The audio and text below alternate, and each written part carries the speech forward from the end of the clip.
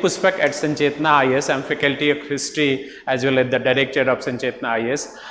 Friends, today I am going to discuss history sections of General Studies Prelims 2026 right now. Though your examination has just finished, it's 5 o'clock around, but if the questions would be discussed, it would be a bit easier for you to match the answer sets. So friends, this time we find that UPSC has asked 20 questions from history, and last year also they had asked 16 questions. So we find that the number of questions related to history are, you can say, increasing, or you can say at least 15 question, 20 question every year probably they ask. So we find that that's why the students of history are having a bit upper hand in this examination of prelims UPSC.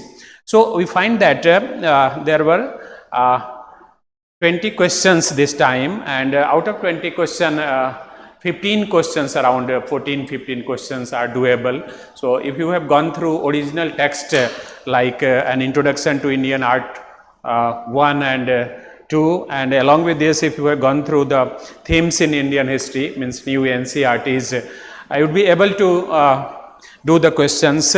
Along with this, especially the modern history questions, they have asked from Plassey to partition, 1-2 questions especially, and then they have also taken the help from, you can say, Bipin Chandra thick book. So if you have gone through these books, history questions would be doable, at least 15 questions for you. So if we start with the paper of this year, this is a test booklet D series. So we find that the students who are having the you can say D series this time, so they will having also a kind of psychological benefit, because from 1 to 20 questions they would be getting from history part.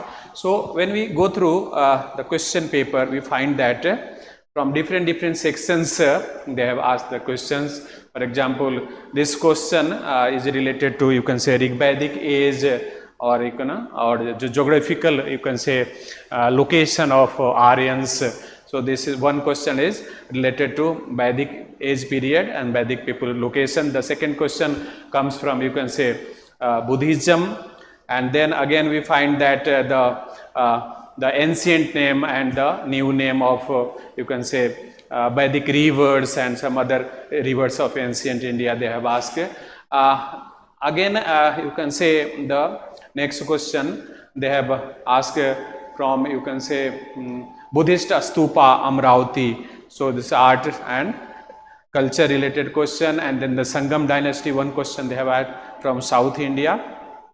And then we find that one question they have asked from forward block of Subhash Chandra Bose.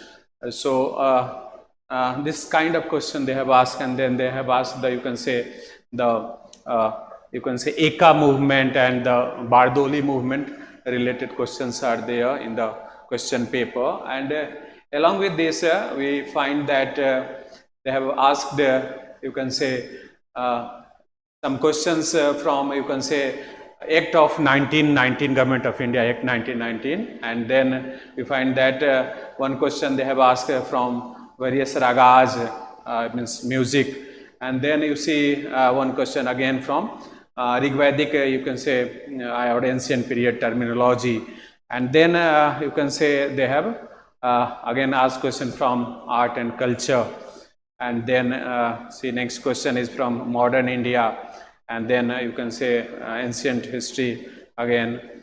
So we find that the question related to medieval period are almost not there, or very less in number. So they have focused on ancient India, they have focused on art and culture, and some question from modern history. So again you see this art and culture related questions are there. and then this Eka movement and Bardoli movement. So if you have gone through the comparison between Eka movement and Bardoli movement, so you can do this question, and this question is very much mentioned in Plasi to Partition by Shekhar Bandyopadhyay. You can also get in you can say thick book of Bipin Chandra, even in NCERT it is there, but the problem is there that the important concept or facts are not clubbed together, they are, you can say, in a scattered manner.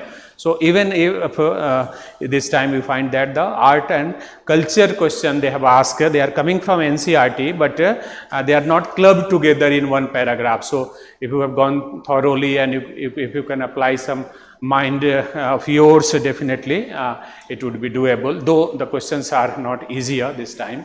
So this is another question, and then the last question, you can say, again they are asking from you can say Rigvedic age.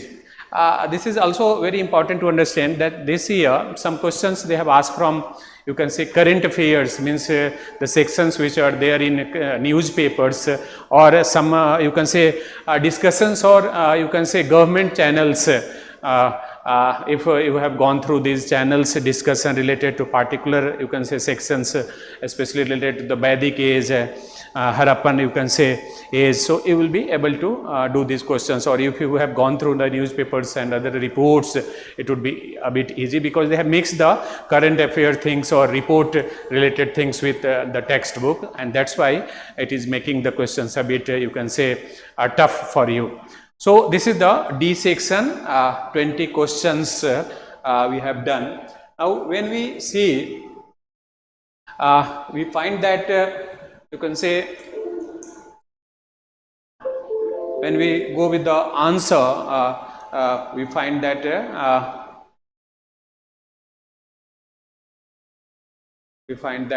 this is what they have asked this time. This you can say,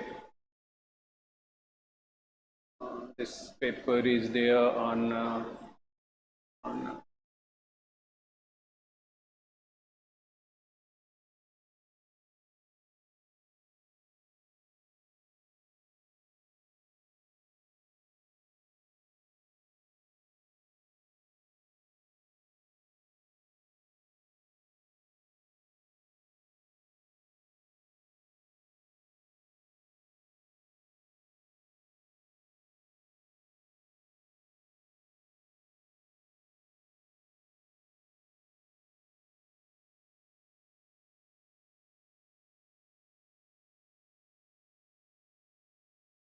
so the answer, you can say, this is the booklet series D, and if you want to, you can say, take the answer, we find that question 1 answer is D, for question 2 answer would be C, question 3 answer would be C, question 4 answer would be B, question 5 answer would be B, question 6 answer would be B, question 7 A, question 8 answer would be C, question 9 answer would be D, question 10 answer would be B, question 11 it's D, question 12 it's A, question 13 it's C, question 14 it's B, question 15 it's B, question 16 it's A, question 17 it's D, question 18 it's A, question 19 it's C, and question 20 you can say it's C. So these are the basically the answer of the question. Now when we talk about one by one, we'll be discussing it. So these are the questions. So first question basically is related to you can say Vedic age or the Vedic people, you can say locations, geography related question a bit also. So we find that this is a statement that in the Pleistocene period, either the Yamuna once flowed into the Indus or the Satluj flowed into the Yamuna, and one major tributary of either had shifted from Ganga to the Indus or vice versa. Which of the following are the basis of above assertion? So they have given you one assertion, and this assertion is based on which statement they are asking. So you see the shifting of the, you can say, river, this is basically the assertion. They say that this river shifted from their actual position, and so what will be the basis regarding to this assertion. So the Nadi Sukta of the Rig Veda.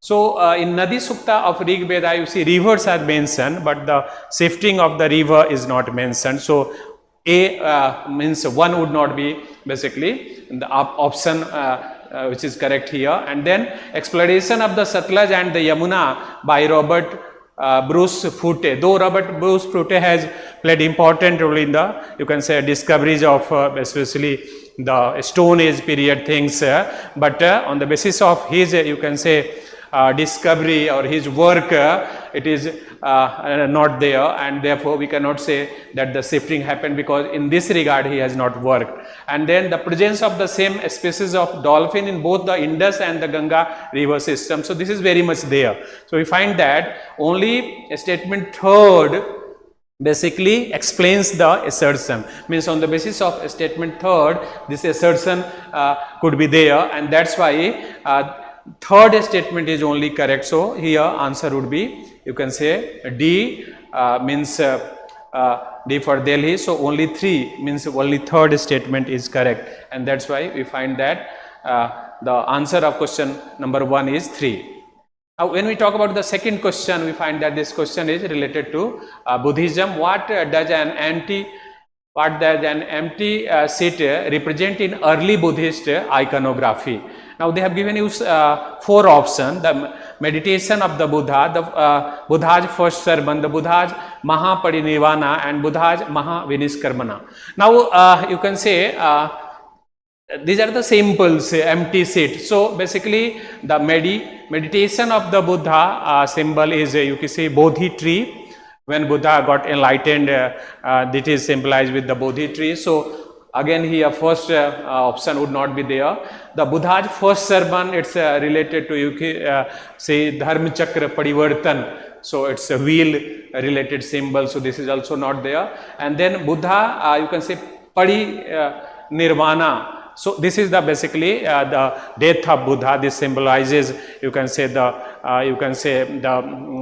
final enlightenment, you can say, that is known as the Mahaparinirvana. So here you can say empty seat basically represents the Buddha's Mahaparinirvana, means the death of Buddha. The Buddha Mahaviniskarman, this is the departure of Buddha. So you can say horse is the symbol of this departure. So in this question we see C would be the answer. Now sometimes we also find that you can say the empty seat is also, you can say, represented for you can say the enlightenment of Buddha, but among these you can say option, we find that the more significant option will be the Buddha's Mahaparinirvana, because you see in the beginning, especially the early phase of Buddhism, we do not have, you can say, idol work, idol making, and that's why we find that the statue is not there. So symbol would be playing very important role. So that's why basically the empty seat represents the Buddha's Mahaparinirvana. So this is the answer. So for question number 2, answer would be C. Now when we find the third question, we find that which of the following pairs of ancient and modern names of rivers are correctly matched. So they have asked about the basically river pairs, and you see these are the ancient name and the modern name. So you see Vitasta basically Vitasta is related to Jhelum, and Chenam is related to Askini. So these 2 pairs are wrongly matched here. Now Purushni is you see Ravi is known as Purushni. So this is the correct pair. And you see Vayuti, Vyasa. So Vyasa is basically known as Vipasa in ancient period. So again the 4th pair is not correctly matched. So basically C would be the answer, because Purushni was the ancient name and Ravi is basically the new name. So here you find that this is important river and their location, and this is very much there in your NCERT. So even old NCERT, or you can say the new NCERT, in this book you can get the answer of this question, means themes in Indian history part 1, means ancient ancient, you can say new NCERT. So this is how the answer would be there. Now when we talk about the question number 4, which are the following statement on the Amravati stupa and its relief sculpture are correct? So we find that first statement is correct, because it was located in the lower Krishna Valley, Krishna Guntur Valley, you see in that area basically this Amravati is there. So first statement is correct. In India it was next only to the Sanchi stupa in size, though the Amravati stupa is very huge, but you can say that standard, you can say measurement is not very much confirmed, so we cannot say it is the next in the shape to Sanchi, and so many other stupas are yet to be discovered also. So this second statement is not correct. And the third statement, that Amravati School of Sculpture made a lasting impact on the later South India sculpture and its product work carried to Sri Lanka and Southeast Asia. This is correct one, because you know South India in the ancient period they have been good relation with you can say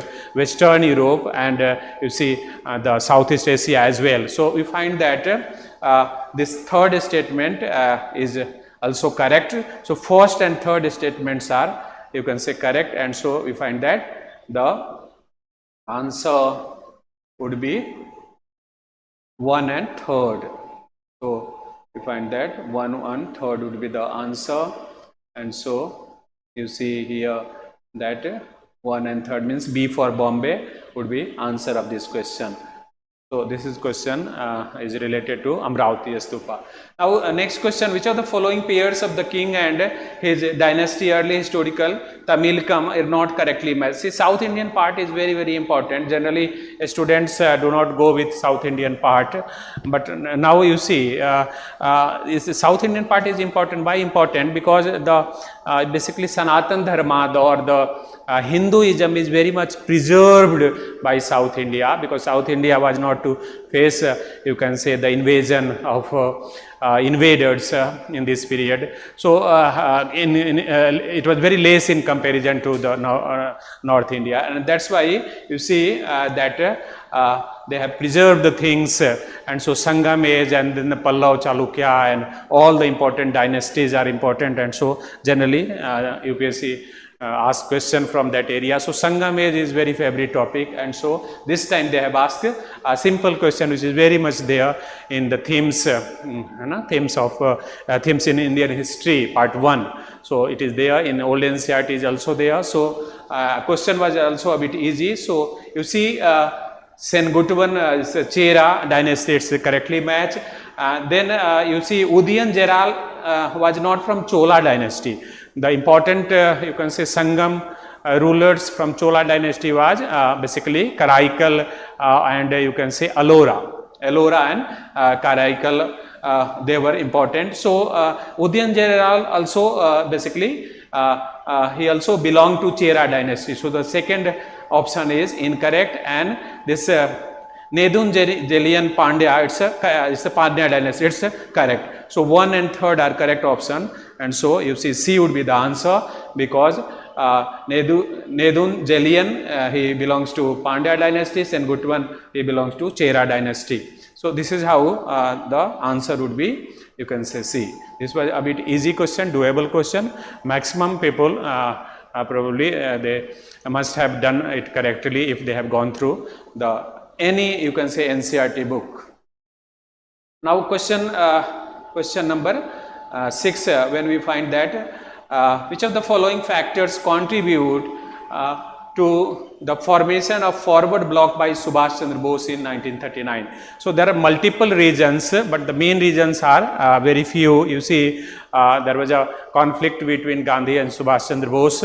Basically Subhash Chandra Bose he was from you can say socialist you can say ideology. He believed in socialism, and he actively with Nehru played important role to make Congress pro you can say socialist, and so there was a rift between Gandhi and Subhash Chandra Bose in their opinions, though both of them were fighting for Indian freedom struggle. And so this rift basically you can say arose when Subhash Chandra Bose was you can say elected as a Congress president in 1938 and you can say 39. So we find that this what happened that when Subhash Chandra Bose was elected president, the rift became, you can say, more stronger, and so now Subhash Chandra Bose would be separating himself from, you can say, Indian National Congress, and he would be establishing forward bloc. So this question is basically related to forward bloc. So these are the four, you can say, options. So factors contributed to the formation of forward bloc by Subhash Chandra Bose. So option number 1, Bose failed to win the confidence of Mahatma Gandhi. So this is very correct. Had this confidence, you can say, had this confidence been achieved by Subhash Chandra Bose, you can say the trouble would not have been arose, and that's why you find that this first statement is correct, because he could not win the confidence of Mahatma Gandhi. The rift became, you can say, further widened. So first statement correct. Second, the Congress left was disunited and failed to support both. This is also correct, because you see left wing, you can say, politics during the freedom struggle of India was having different strands. So Subhash Chandra Bose and Nehru, they played important role in their individual capacity, and then there was Communist Party of India, and then there was Congress Socialist Party. So the three different strands were there, especially in the left wing politics, and so we find that this is the correct, because they are not united, they were disunited. Now the communists did not support Bose in his endeavors. Now this statement is not that much significant for the basically establishment of forward bloc, because communists were generally, you can say, very far away from Congress. Their opinion was totally different. They thought that Congress was a pro, you can say, capitalist party, and Subhash Chandra Bose was very much member of Congress, first thing. The second thing is that when Subhash Chandra Bose would be going forward against, you can say, imperialist establishment during the Second World, we find that communists didn't participate in Quit India movement of Gandhi, as well as they didn't support Subhash Chandra Bose. Basically, they sided with USSR, and you see, USSR was, you can say, clubbing with Britain at that point of time, because Hitler had attacked USSR. So you see, this understanding of, you can say, for Second World War, world history is also playing a bit important role here, and your clarity on the concept would be very much, you can say, needed, because if you are not having a very clear-cut concept of, you can say, the left-wing politics during freedom struggle, it will be a bit tricky question. This question is very much there in Bipin Chandra book, as well as, you can say, Plassey to Partition. If you go through the pages, you will be getting this connection. So the third statement is not very much significant. The supporters of M.N. Roy and socialist leaders like Jayaprakash Narayan preferred Congress unity to supporting Bose. So this is correct one. This is correct one, and that's why 1, 2 and 4, these three statements are correct, and basically they are the factors responsible for establishment of Subhash Chandra Bose. So answer would be, you can say, 1, 3 and 4. 1, 2 and 4. So B for Bombay would be the answer. The communist support was not that much significant. Now question number 7, consider the following statements regarding the British policy in Awadh immediately after its annexation of 1856.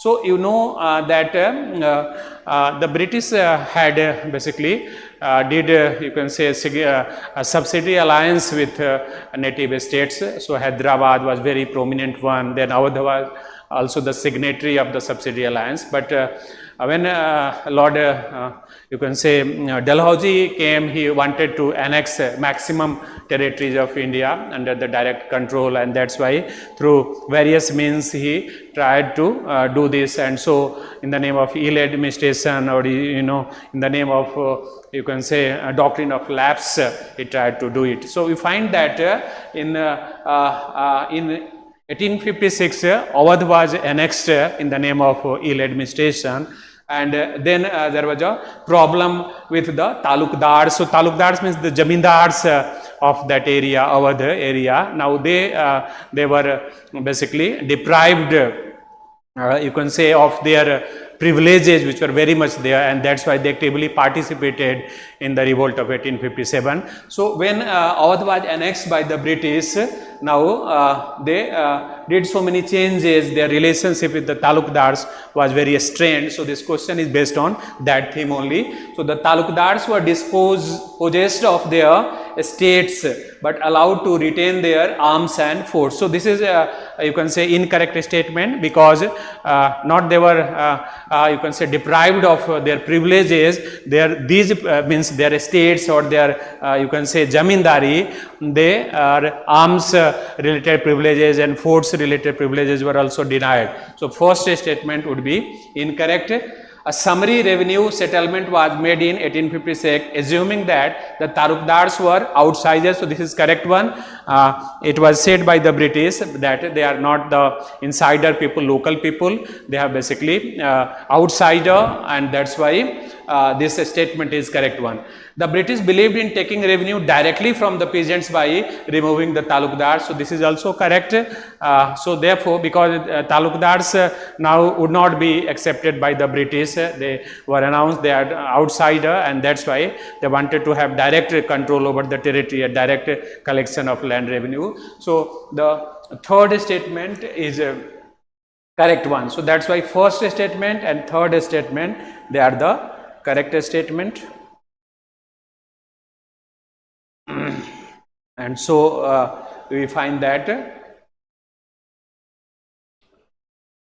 the first and third means you can say B for Bombay. So question number 7 answer is 1 and third second statement incorrect here. So this is B for Bombay. Now question number 8. The genesis of political alliance based on community lay in the very nature of the Montagu-Chelmsford reforms 1919. So generally one question they ask from you can say constitutional development. So this time they have asked one question from Government of India Act 1919 Act, or you can say this is also known as Montagu-Chelmsford reform. So the three statements are there. So they say that the genesis of political alliances based on community lay in the very nature of this reform. So first statement, if you see reforms, this reform means Montagu-Chelmsford reform retained and extended the principle of separate electorate. So it is very much there.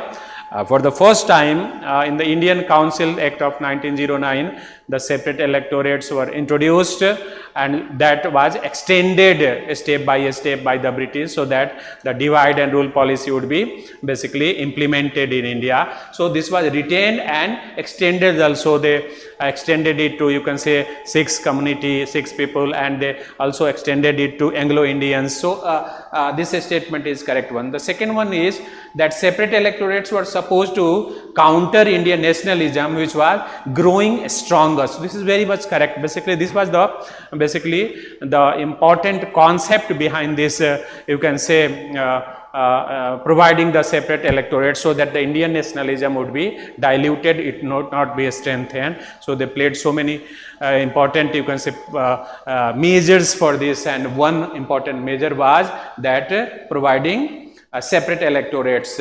So this is the statement which is correct one.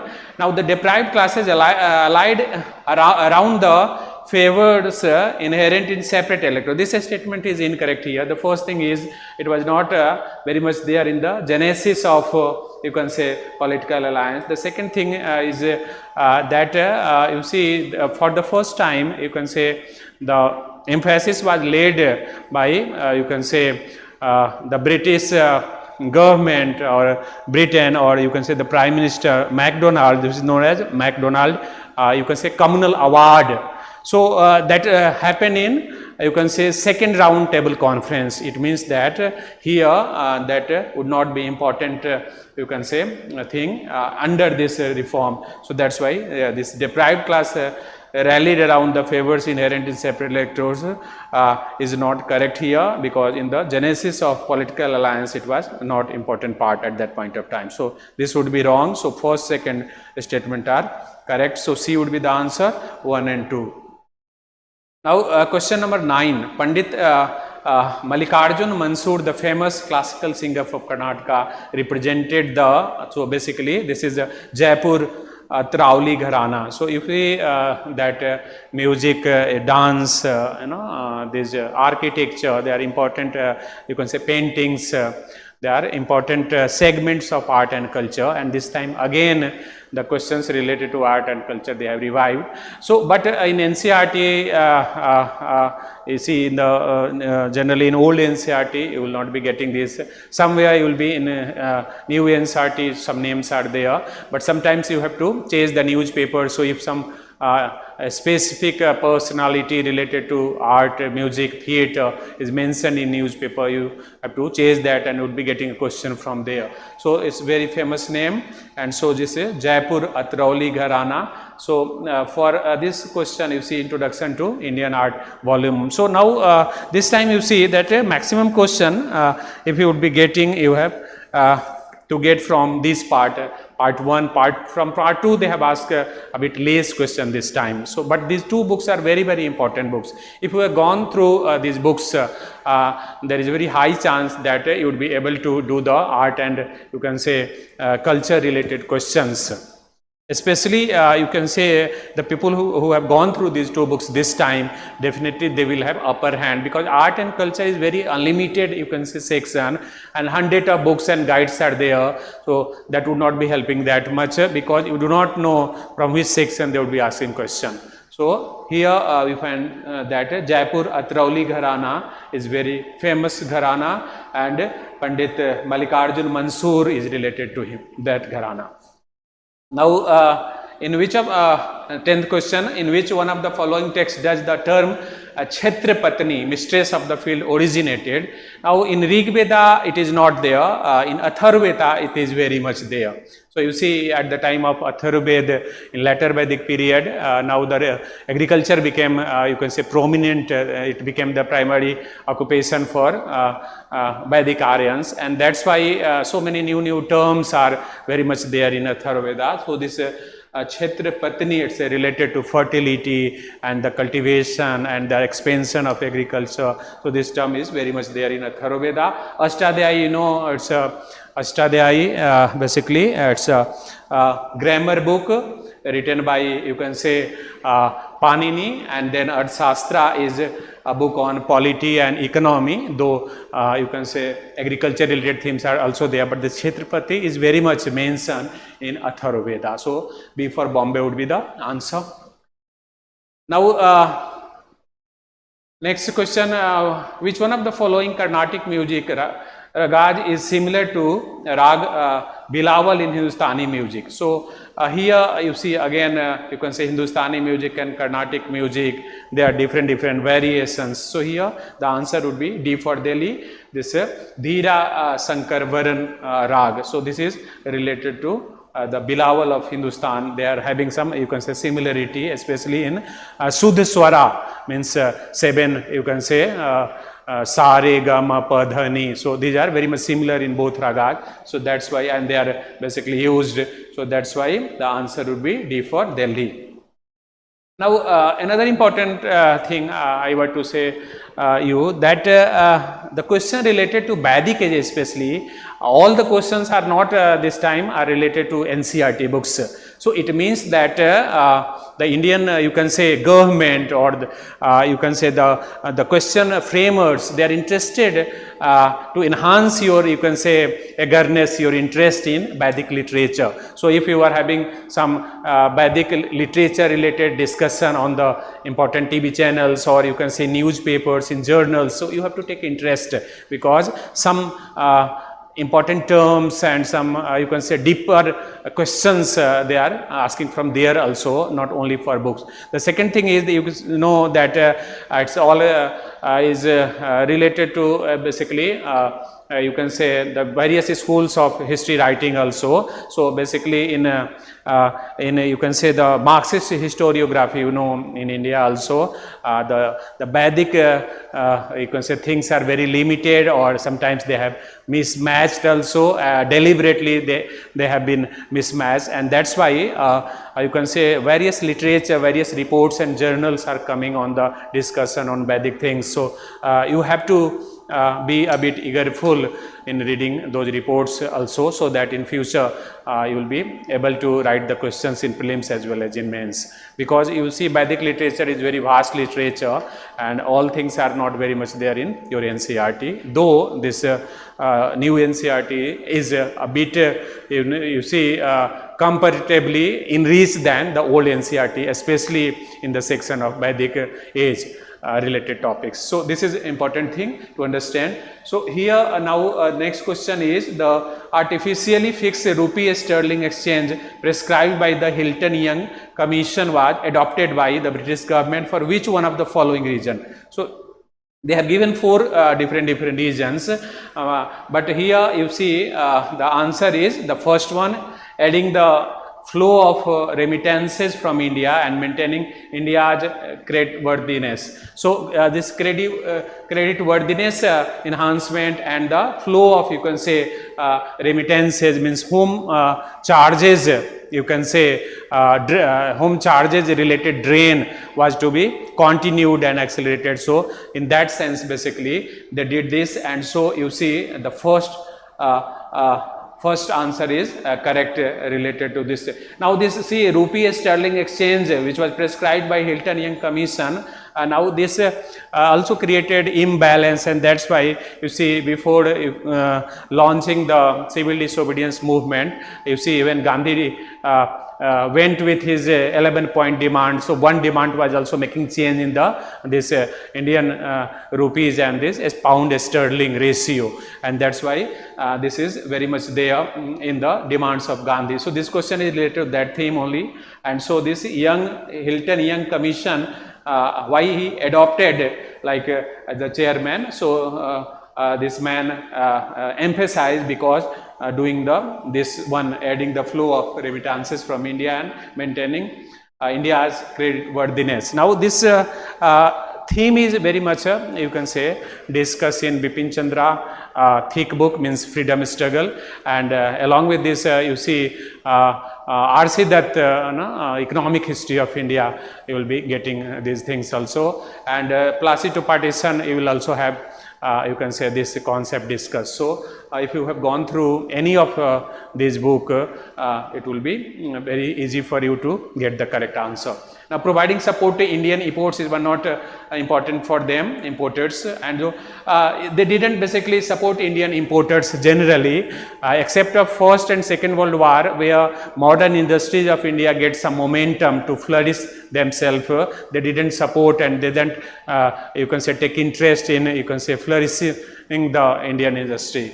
So this is you know, this is second thing is second, you can say, statement is also incorrect.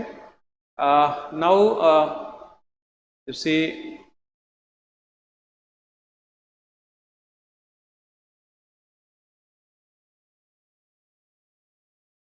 this one, yes. Now encouraging export of cotton produce from India, it was not a you can say important you can say concern for the British, and preventing depreciation of the rupee in term of gold, it was also not appropriate cause for that you can say concept, or that you can say recommendation brought by the commission. So A would be the answer in this question. Now question 13, consider the following statement. Pali texts contain the first definite references to coin is chapan, kahapan, or you can say nikha, or you can say chama, and you can say kaknika. So this kahapan or karsapan, it is also known as karsapan, it's a Pali, it's a kahapan, and then nik, and then you see this kakanika, and you can say kamcha. So these are the important, you can say, references that come in, you can say, Vedic literature also. So and the Mahajanpad also. So some of them come in Vedic age, though it is believed that the names which like Karsapan, Krishnal, or Nisk, or Satman, which appear in Vedic literature, or especially the Rig Veda and later Vedic literature. Basically, they are not the regular coins, but the piece of metals. But from, you can say, Mahajanpadesh in India, we find that regular coinage system began, and the first kind of coins which appear is basically the, you can say, punch mark coins. So the question is related to that only. So these names are very much there in Pali text. You know, Pali text means Buddhist text. So Mahajanpadesh is also known as Buddhist age.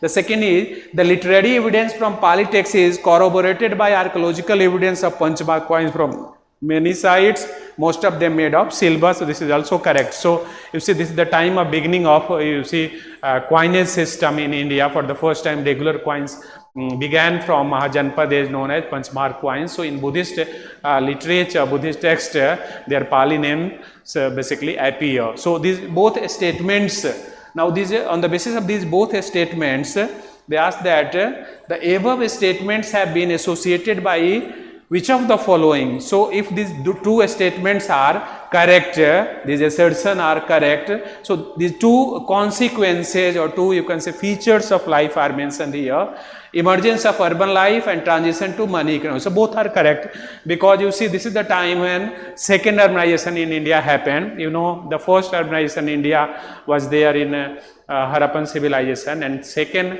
urbanization begins with, you can say, Mahajanpadesh, Buddhist age. So this is correct one.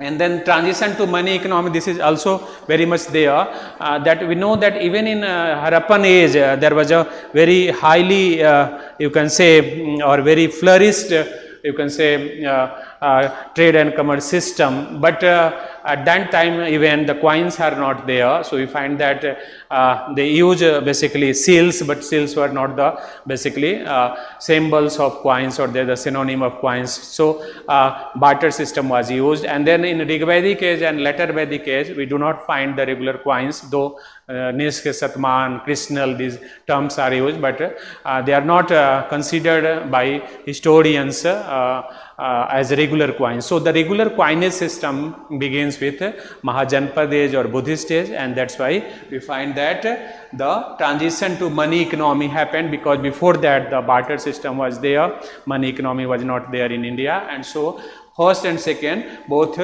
options are correct here, and so answer would be C. Now next question is, which of the following temples have Nagara style Sikhara, have Nagara style Sikhara? So we find that there are three, you can say, different styles of temple making. So Nagara, Dravida and Vesara style. So we find that in Karnataka basically Vesara style, some Dravida style related temples are there, but it doesn't mean that Nagara style temples are not there in South India. It is very much there. So generally Nagara style temples are there in North India, and there are three important sub schools, as you know, the Khajuraho sub school, the Odisha sub school, and then Solanki, Gujarat sub schools of Nagara style. But in South India also, you know, some places we find that Nagara style means the Sikhara of Nagara style are used in South Indian temples. And so you see in old NCERT, you see they have also mentioned Papnath temple at Pattakal, Karnataka, and there is in this you can say introduction to Indian art also they have mentioned. So some temples. So here you see that this Nagara style, you see Virupaksha temple, Paddakal, it's not Nagara style temple. Then Dasavatar temple, Dasavatar, Devgarh, Uttar Pradesh is correct one. So this third option is correct. Then you see Hachi Maligudi temple. So this Hachi Maligudi temple a whole, this is correct because it is having the Nagara style temple, Sikhara. And then Male Giti Sivalaya Badame, this is not correct. So 2 and 3, these are two important examples of Nagara style, one in North India, one in South India.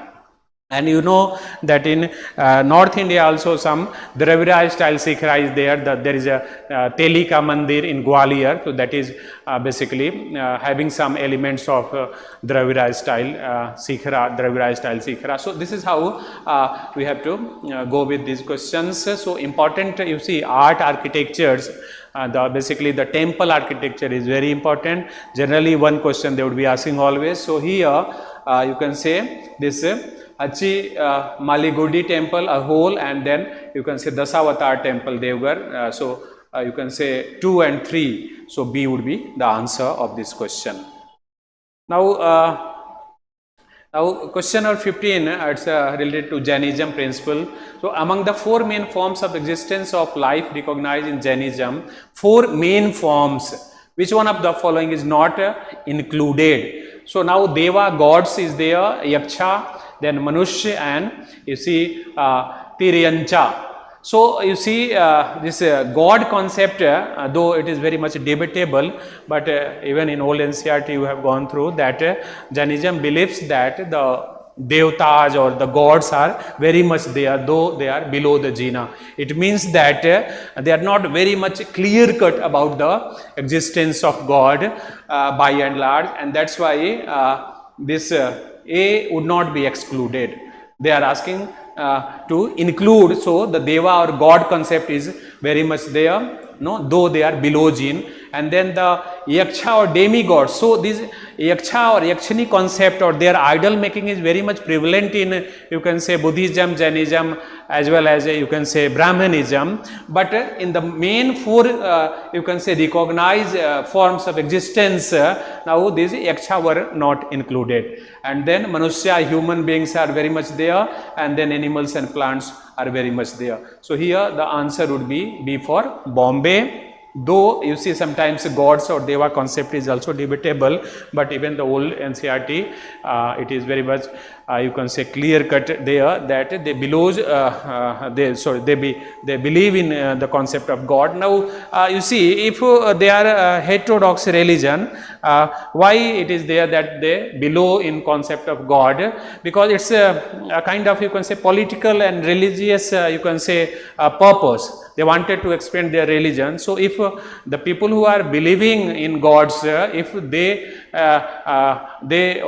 were to be included in Jainism, so definitely their, you can say, consideration, their beliefs has to be also respected. So for this reason, probably they believe in you can say Devta or gods, but they put it below the Jina. So if God is below something, actually God is not there. So that's why in Jainism is a heterodox religion and a kind of non-believer, but you can say their approach about the existence of God is not very clear cut like the Buddhism. I am not talking about here Mahayana, because Mahayana also started to believe in incarnation and God concept. So in you can say in Jainism it was a bit liberal approach in comparison to, you can say, Buddhism about the existence of God. So even if we have to choose, so the second would be the most suitable option, and so this B for Bombay,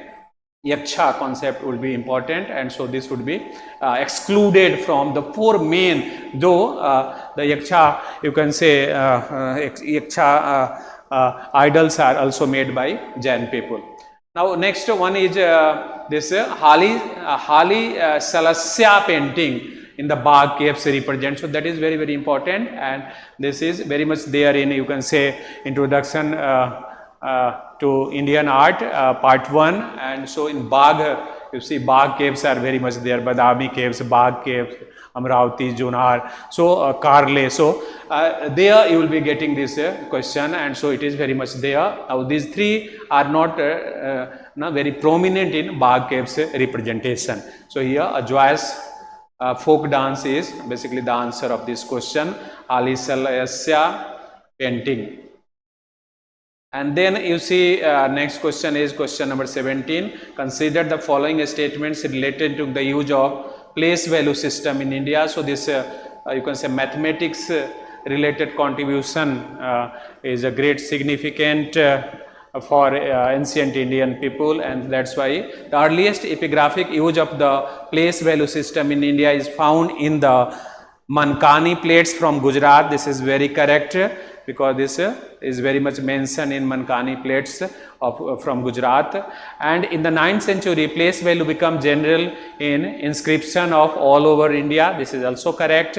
The third one is the place value have been found in Sanskrit inscription in Southeast Asia as early as the 7th century. So this is also correct, because you see place value played very important role, and so you see the numerical value played important role, and see Arabic, you can say the Arab people brought this concept to Europe, and then again it returned to India. So therefore in this you see question, all these three statements are very important. It's a great contribution in the field of mathematics.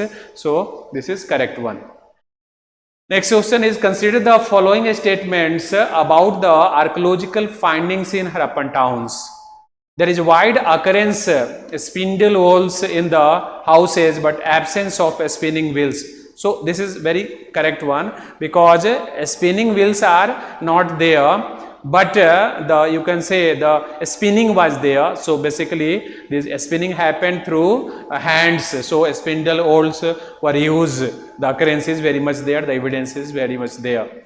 And then weights and measurement scales complete with graduation have been discovered. So this is also correct one, because the Harappan people, you can say, put a great emphasis on weight and measurement. There was you can say uniformity also to an extent in this regard. So these both statements are correct. The third one is, there are houses built in large part with bucket bricks around a relatively spacious courtyard with their own wells, bathing platforms and large rooms. So we find that this is also very significant characteristics of Harappan people. So they basically used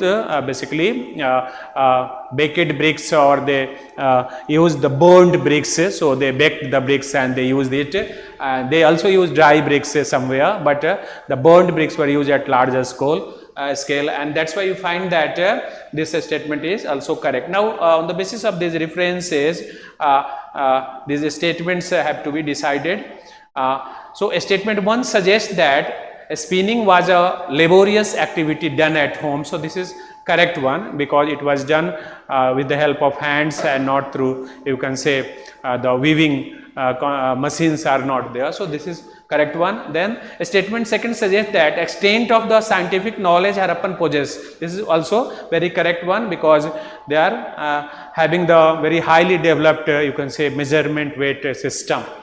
Statement 3, they had the spacious courtyard, wells, bathing platform, and large rooms. It suggests that extent of scientific knowledge Harappan possessed. So this is correct one.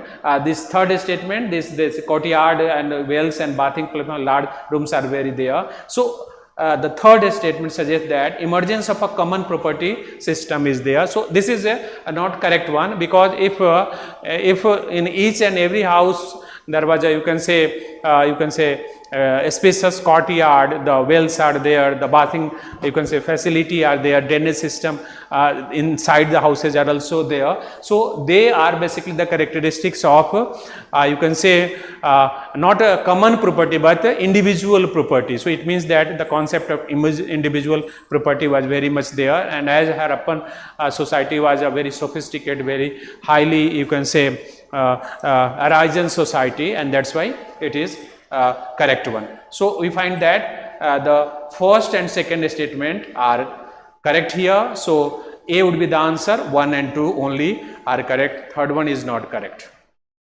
Now question number 19, this is the second last question.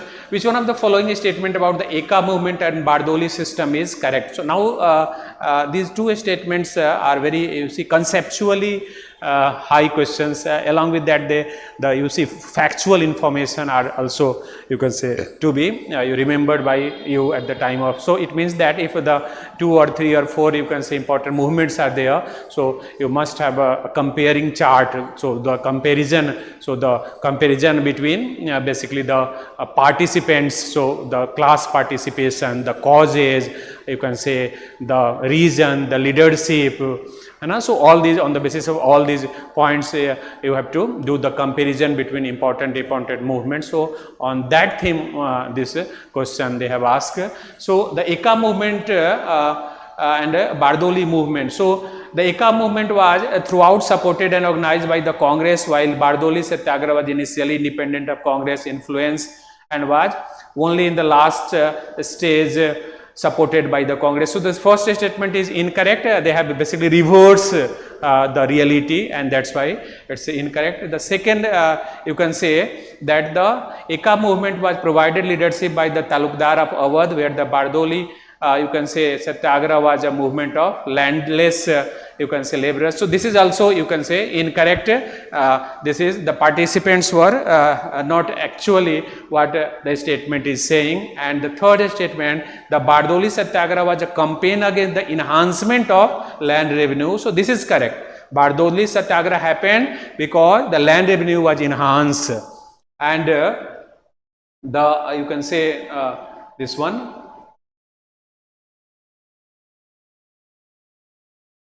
And while the Eka movement protest against excessive was extraction of rent, so they wanted to reduce the you can say rent, and that's why the Eka movement happened. Whereas the Bardoli movement was against the enhancement. So the Eka movement protest against excessive was extraction of rent. So there is a reduction, and there was an enhancement at that point of time. So the C answer would be the correct one. The fourth statement again is incorrect because it's you can say Bardoli, Bahraich, you see Hardoi. These are the basically important location of Eka movement. Eka movement happened in 2021-22, sorry 1921-22 at the time of you can say non-cooperation movement launched by Gandhi, where Bardoli movement happened in basically 1928, because you see the this Savine you can say Avagya Andolan or the civil disobedience movement was to be basically the part of non-cooperation movement of Gandhi, because Gandhi was in the favor of launching the civil disobedience from Bardoli, but as it happened in Chauri Chaura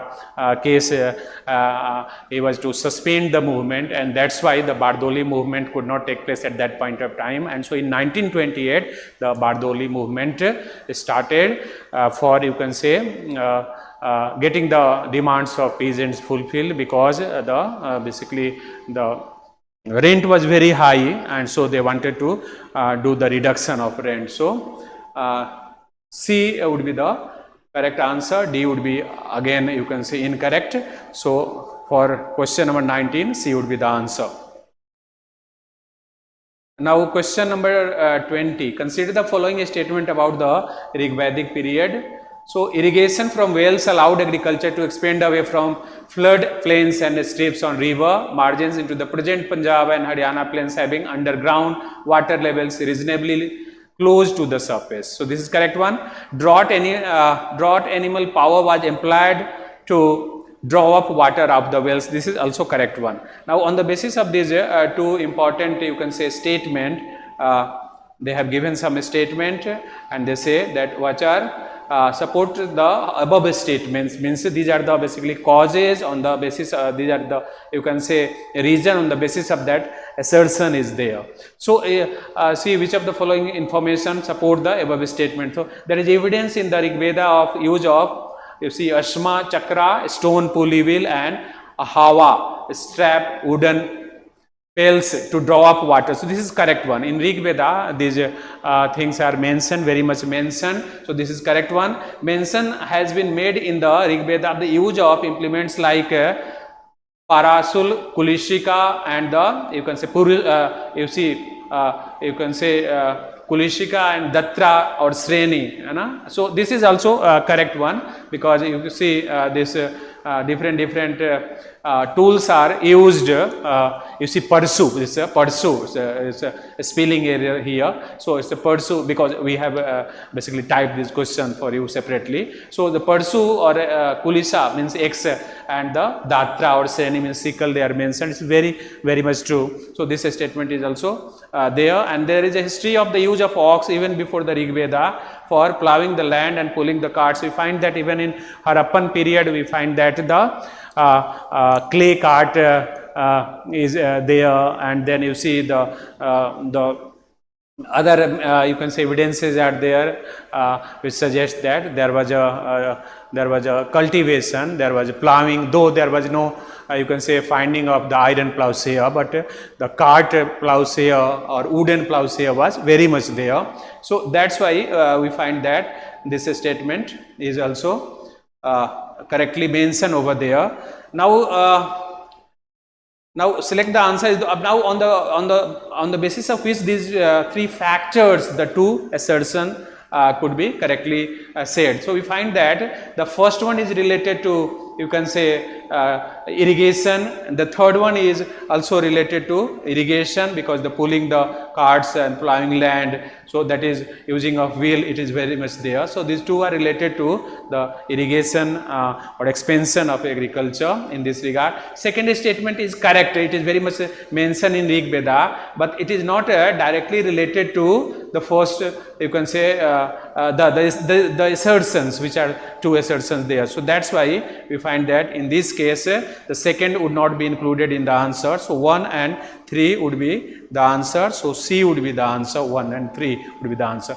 Now see, they have changed a bit. Last time also they have asked, last year they have asked some question related to assertion region, though they have changed the nature of asking the question. But if you are very good at concept, if you have gone through the, you could see important NCERT books, you would be easily doing this question. So if you are taking some time to analyze the question, underlining the keywords, though, easily you would be getting the answer based on reason. So therefore this is how these questions are there. So you see 20 questions are there. To discuss even in the classroom is easier, you know, in comparison to the examination center, you know. So definitely you must have, you can say, face the heat of question of history as well. But at least it's my opinion, or I would be saying that if you have gone, you can say, religiously for preparation, you have gone religiously with NCERT books, definitely 14, 15 were doable in the examination. And you know that though I have not gone through the entire paper, but what feedback I am having, that they have asked many questions from current affairs, but still I believe that only preparing current affairs, so many magazines would not be helping you, because your, you can say, NCERT basic, you can say, preparation is very important. That is the foundation of your preparation. So even if you are not that much good at current affairs and very good at basics, there would be some chance that would be getting selected. But if you are very good at current affairs and not good at traditional, so sometimes see in 2016 and this year, definitely the current affairs related questions are, you can say, very high, but many times you see, as this is not the actual pattern of UPSC, so it is very difficult to predict this. And definitely if the questions are tough, the paper is tough, it would not be only for you, but for all, you can say, the aspirants who are appearing in the examination. So definitely if you have done your part best, definitely you will be getting, you can say, good score and would be going through. And even if there is a hard luck this time, you are not able to do this, don't you can say get that much you can say pain, because you see it's a continuous gain. Because even if you crack prelims, it doesn't mean that you are going to get into list. It means that mains, interview are there. So my, you can say, suggestion is that religiously do your work, stick to the basics, stick to the you can say fundamentals, go with the original books. Even if you are not enrolled at any institution, if you are self-motivated, definitely this year or probably next year, definitely you will be doing, or probably next year you will be definitely you will be doing. But the idea is that if the questions are coming from current affairs maximum this time, it doesn't mean that next year again they would be asking the same, you can say, question from current affairs, means they would be following the same pattern. Definitely what we can predict is the traditional you can say books, traditional papers, but along with that current affairs should not be overlooked, should not be you can say neglected. It doesn't mean that current affair you see throughout you can say 12 months you have to do the classes or coachings, because you see current affair is a thing which has to be prepared by yourself. If you are not becoming the part of or the process of current affairs, means current happening day by day, definitely it will be very difficult to prepare current affairs. Generally people do what that they go with the, you can say, magazines and you can say they cover up the things in 2 or you can 3 months or the last month's event. So that would not be working. Every day you have to chase the current affairs, you have to be aware of what is happening around. And so definitely if this process is followed by you at home also, there is no need of coaching for current affairs. Definitely you will be doing it for sure. And you see, even if you see current affairs questions are so much there, but again if you are not good at your fundamental, if you have not gone through the books in mains, definitely it will be a challenge for you. So that's why these things are to be kept into mind. From my side, all the best, and don't take any pain if you are not doing this year. Definitely next year you will be doing what you are desiring for. So thanks a lot, and from my side, bye bye. Thanks.